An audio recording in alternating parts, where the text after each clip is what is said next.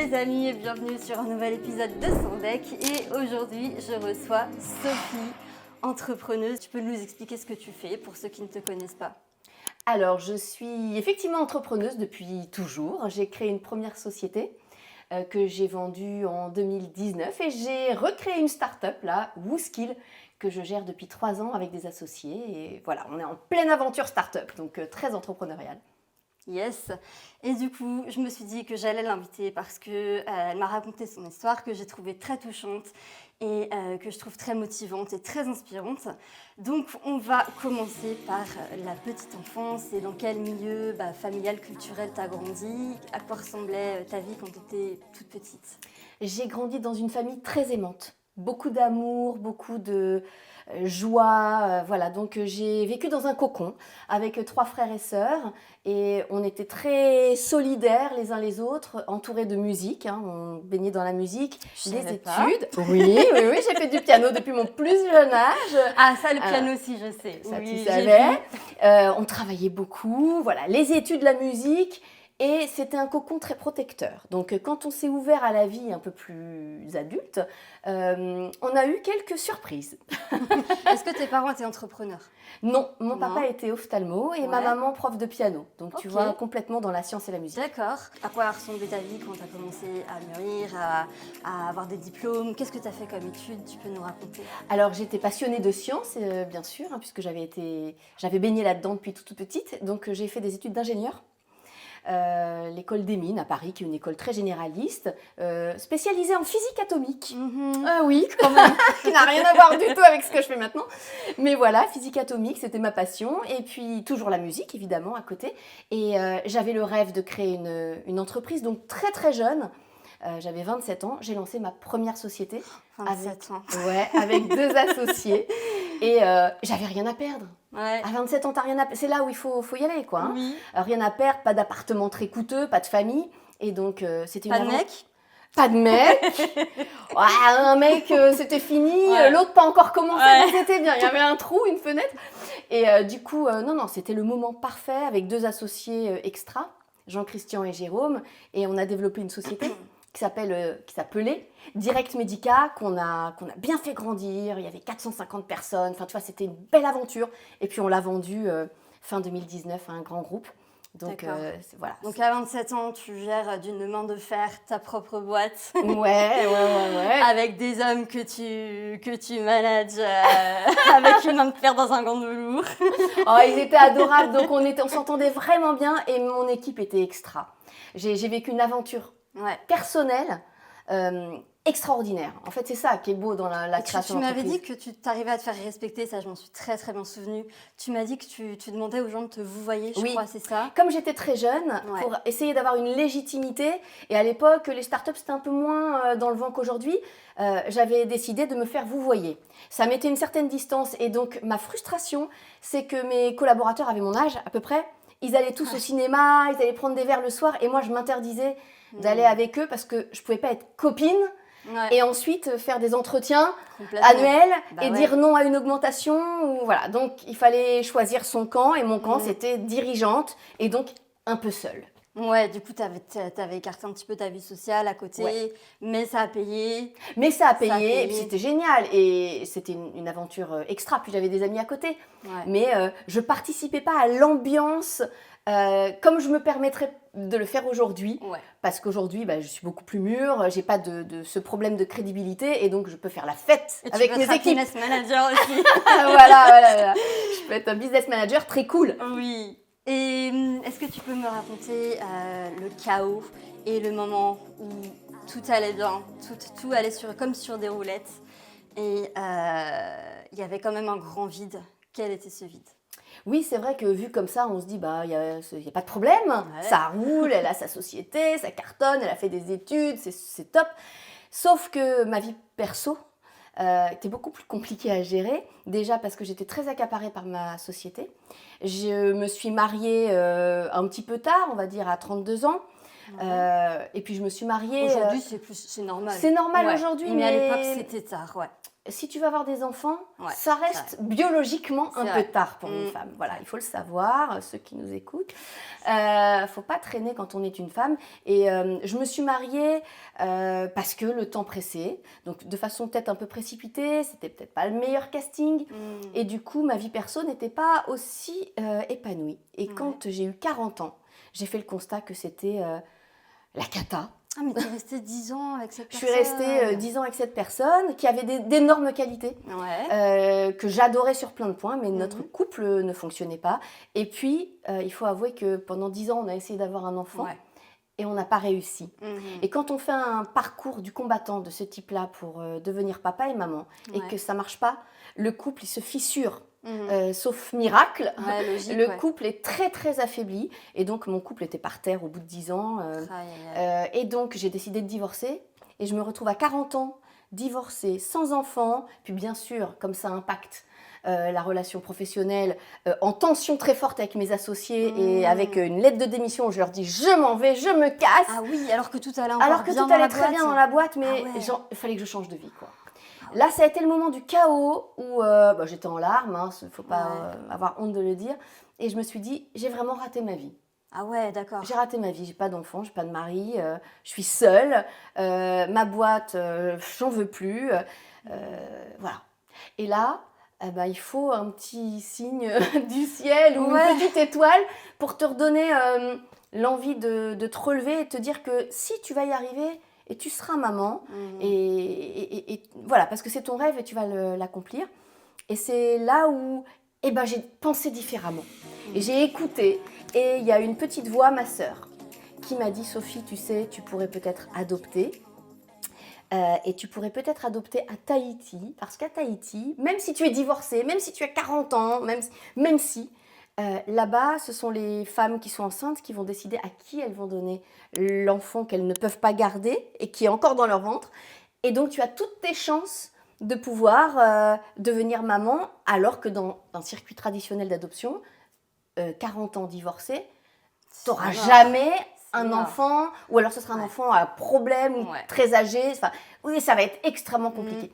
Et donc, Et tu avais déjà en plus fait le tour des demandes d'adoption ou pas encore? Oui, j'avais déjà, je m'étais déjà renseignée, j'avais déjà fait un premier dossier avec mon ex-mari. Et puis, j'avais arrêté la procédure parce que je sentais que le couple n'allait pas. Et on n'adopte pas si le couple n'est pas solide. Il ne faut pas faire ça. C'est pas bon. Voilà. Ça a été très réussi. J'ai été honnête. Oui. J'ai été honnête. Oui. D'ailleurs, à l'adoption, ils m'ont un peu challengée en disant « Vous êtes une femme seule, vous vous rendez compte, on va priver un enfant d'un papa ?» Et je leur ai dit, quand je suis venue la première fois, j'étais pas seule, j'étais mariée. Mais comme 90% des couples qui viennent vous voir, il y avait des fissures dans le couple et ça, on vous le dit pas. Il vaut mieux venir seule et saine que à deux, mais en tension et en difficulté. Et j'ai eu la chance, grâce à ce petit signe de ma sœur, qui avait entendu parler de ça, d'aller à Tahiti et de rencontrer celle qui est devenue la maman de mon premier petit. Mais alors, attends, tu vas trop vite. Tu l'as rencontré comment? Comment j'ai rencontré? T'étais déjà allée à Tahiti? Jamais? Pas du tout. En fait, quand ma soeur m'a parlé de ça, j'ai rencontré une association qui s'appelle Maya, de gens qui ont adopté en Polynésie. Et donc, ils m'ont confirmé qu'effectivement, là-bas, il n'y a pas de dossier, il n'y a pas... Alors, il faut que tu aies un agrément pour adopter, que tu obtiens en France, mais là-bas, tu vas à la rencontre des gens. Et s'il y a une femme qui est enceinte, qui ne peut pas garder son petit, parce qu'elle n'a pas les moyens ou elle en a trop, et qui t'aime, eh bien, parce qu'elle aime ce petit et parce qu'elle t'aime, elle peut t'en faire cadeau. C'est ça. Plutôt que d'avorter, elle va essayer de confier cet enfant à une femme, à une famille qui va pouvoir le rendre heureux.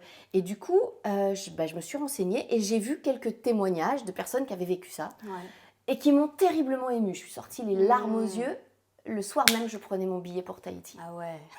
Et je partais 2 mois après. Ça, c'est du pouvoir de décision. Ouais, tout de suite. Et je suis partie 3 semaines à Tahiti, avec mes sœurs d'ailleurs, qui m'ont accompagnée dans ce process.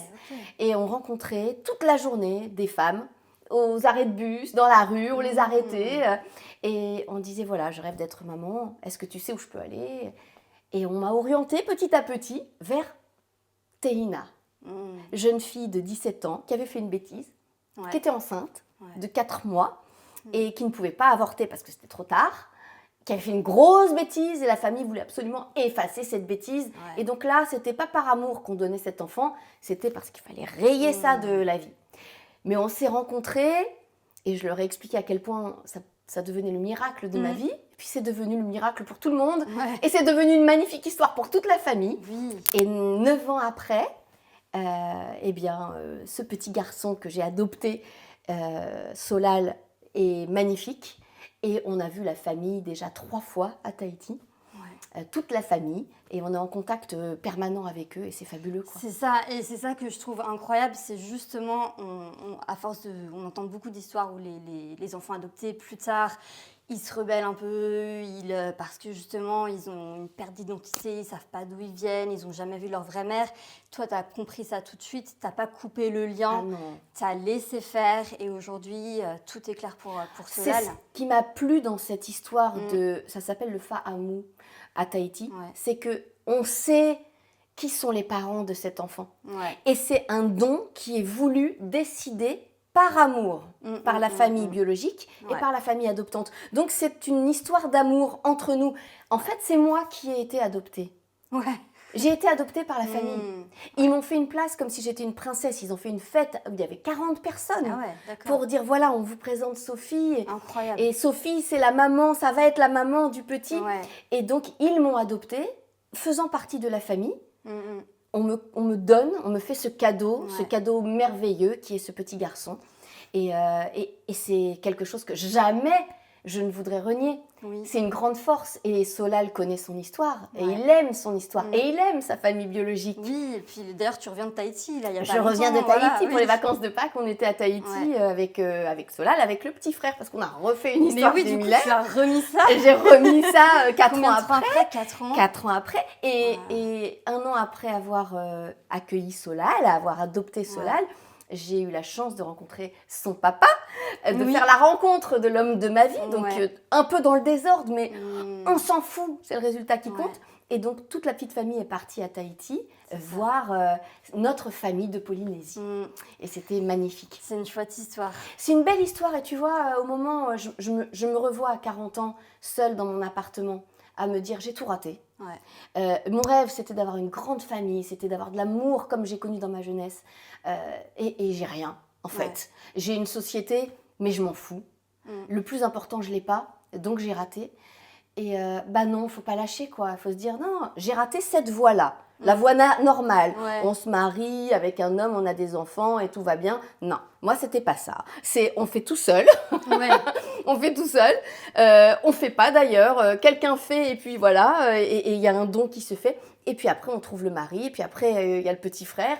Et puis à la fin, l'histoire, elle est encore plus riche parce qu'on l'a tellement souhaité et on s'est tellement battu qu'on l'apprécie chaque seconde de chaque jour. Et dans ta carrière, tu penses que ça t'a donné de la force comment et pourquoi? Oui, parce que tout le monde m'a dit, Sophie, tu n'auras pas un bébé. Tout le monde m'a dit, il faut que tu renonces. Tu n'auras pas un bébé. Certains m'ont dit, peut-être que tu n'en veux pas et c'est pour ça que ça ne marche pas. Oh là là.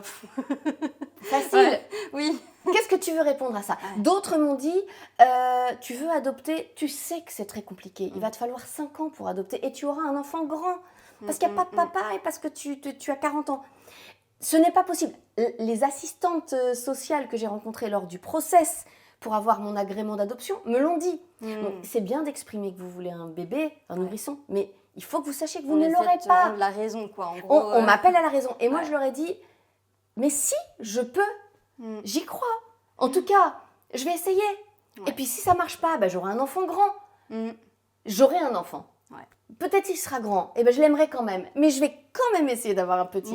Et tout semblait impossible. Et même quand j'ai trouvé cette idée du Fa'amu, on m'a dit il faut aller 6 mois là-bas pour avoir le temps de rencontrer des gens, parce que c'est très rare. Je suis restée 3 semaines. Donc tout était impossible, et in fine, le petit Solal est arrivé, et 4 ans après, le petit Manoa est arrivé. Donc, c'est toi qui as donné les prénoms ou ils avaient déjà un prénom d'ailleurs? C'est moi qui ai donné les prénoms, et je l'ai à chaque fois proposé aux mamans en disant tiens, qu'est-ce que tu penses? Et à chaque fois, elles m'ont dit... C'est des prénoms tahitiens du coup, j'imagine. Alors Manoa, oui. Solal, non. Solal, quand je dis c'est moi qui l'ai choisi pour être plus honnête, c'est ma maman qui l'a D'accord. choisi. C'est ma maman. Quand Ok. elle a su que j'avais trouvé Ouais. un petit qui allait naître bientôt, elle m'a fait une liste de prénoms qu'elle trouvait beaux, parce que celui que j'avais choisi moi ne lui plaisait pas. Ah oui. Je voulais Anthony. Elle m'a dit c'est pas top. Et quelques Ah oui. amis m'ont dit c'est pas top non plus. Je me suis dit bon.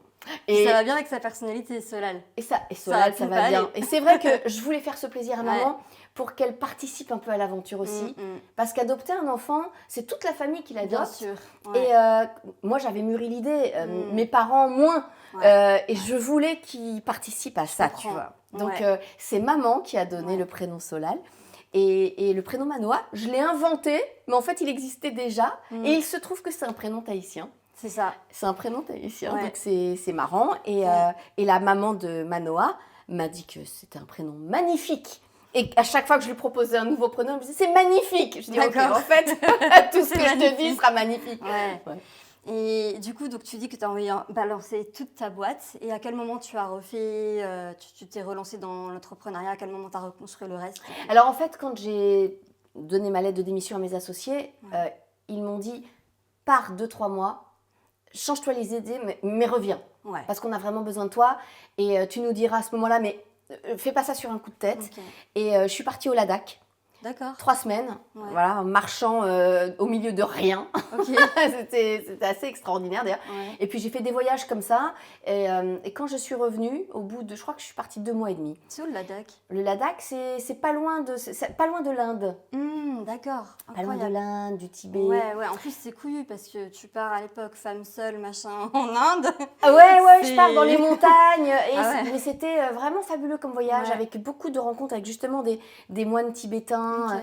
et des petits-enfants. Ça me donnait encore plus envie Ah oui. d'adopter en fait. Tu vois, et quand je suis revenue de cette période de break, Mhm. j'ai dit à mes associés, ok, je reviens, mais je me mets à mi-temps et je Ouais. m'occupe de ma vie perso. Voilà. Ok. Il faut que je fasse ma vie, il faut que je trouve une façon d'avoir un Et enfant. c'est là que tu as décidé tout de suite d'aller passer ces 3 semaines. C'est là Ouais. que j'ai décidé de prendre en main Mhm. mon parcours. Et donc, j'ai refait un parcours d'adoption parce qu'il faut recommencer quand tu es seule. Ouais. Et puis, j'ai eu mon agrément. Mm. Et puis, suite à ça, il y a eu cette idée d'aller Ouais. à Tahiti.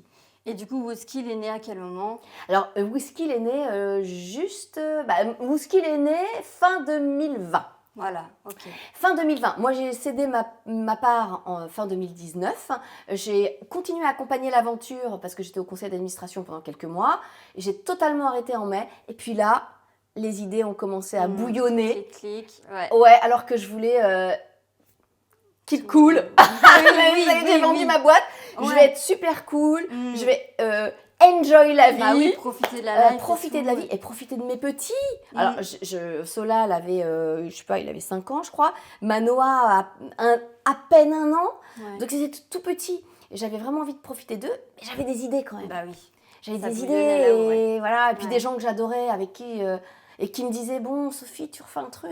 Oui, et puis pour être une bonne maman, faut aussi être épanouie soi-même, sinon Ouais. ça sert à rien. Il faut montrer à tes enfants que tu es heureux, que tu Exactement. t'épanouis, ils feront la même chose. Exactement. Alors, je pense que je peux être très épanouie sans travailler. Ouais. Parce que j'adore la musique, Ouais. comme tu as compris, j'adore le sport, la danse, Oui, enfin, plein de choses. oui. Donc, je peux être... Mais j'avais un projet en tête. Est-ce que tu veux dire ce que tu fais comme sport Bah oui, à écoute, côté Parce je que pour une l'assume. entrepreneuse, je trouve ça très très fun et j'aime bien. Je l'assume, moi je fais de la pole dance. Voilà. De la pole dance, donc non, ce n'est pas que du striptease. Oui, oui, Ça je peut confirme être pour parce celles que, qui oui, veulent. Mais c'est très gymnaste. Enfin, Ouais. faut avoir des Muscles. muscles, Faut exactement. avoir des muscles. En fait, j'ai envie de dire, c'est du cirque. Et de la flexibilité, bah oui. C'est du cirque. Et puis c'est risqué. Voilà, et c'est très joli, Ouais, très difficile et très sympa. ouais. C'est un moment fabuleux que tu partages avec d'autres filles. Parfois, il y a des hommes qui viennent aussi, qui aiment Ouais. bien faire ça. Mais c'est principalement des filles. Ça permet de te lâcher. Ouais, et puis de faire du sport. Ouais. Moi, j'adore ça. Ouais. Et donc, voilà, je fais ce sport-là. J'adore la planche à voile aussi, comme tu le sais. Donc, je peux m'occuper, Ouais. moi, si j'ai pas de boulot. Mais j'avais un projet. Et quand j'ai un projet, je sais pas, il me taraude, quoi. Ouais. Faut que ça sorte. Il me lâche pas tant que je l'ai pas sorti. Donc, je me suis dit, bon, allez, on se lance. Exactement. Bah écoute, merci beaucoup. Et pour ceux qui ne connaissent pas WeSkill, je mettrai le petit lien en bas. Ah oui. Si ça vous intéresse d'aller checker le site et si vous avez des compétences en quoi, en quoi que ce soit, en cuisine, en marketing, en pole dance. En couture, en tout. WeSkill, c'est la plateforme où on peut partager ses talents d'où on veut, quand on veut, avec le plus grand nombre. C'est super facile, il n'y a pas d'abonnement et ça permet à chacun de partager ce qu'il aime le plus. Et même si vous avez besoin de vous former d'ailleurs. Parce qu'il y a des gens, tu peux trouver des formations sur le site et avoir des formations en tout. Soit, voilà, en tout. Des séances d'hypnose, de la sophrologie, des cours de maths, des cours d'anglais, de la couture. Oui. Alors moi j'ai fait un cours, ou un coaching sur comment ne pas faire le yo-yo parce que j'essaye de perdre désespérément mes 2 kilos en trop. Voilà, donc j'ai fait ça, j'ai trouvé ça génial et on peut le faire sur plein de choses quoi. Donc allez voir WeSkill. Page de pub. Oui. Et merci encore à toi merci Diane pour ton intervention et j'ai adoré te recevoir. Voilà. C'est trop sympa de te voir aussi. Allez, bisous les amis. Ciao, ciao.